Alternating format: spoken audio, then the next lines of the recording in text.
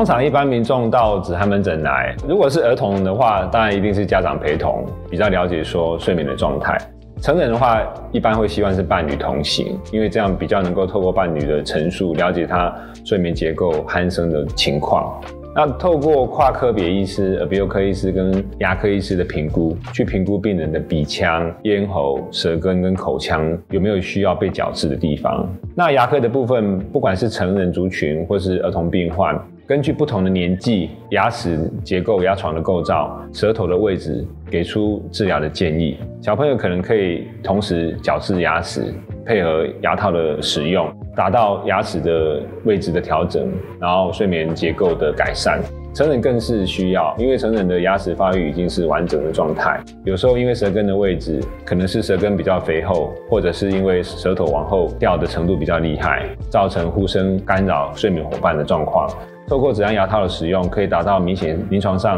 鼾声的减除，还有睡眠效率的提升。如果是小朋友扁桃腺或者是口咽腔的状况，我们会给出手术的建议。成人比较常见是鼻部疾病、鼻中隔弯曲、过敏性鼻炎，会有药物或是手术的治疗。不管是成人或是儿童的病患，我们可以转介做居家型的睡眠呼吸生理检查，藉由仪器的侦测去了解到病人睡眠结构有没有呼吸中止，有没有在睡觉的时候发生缺氧的状态，产生心律不整的状况，这样让病人能够一目了然自己睡眠呼吸结构的异常与否。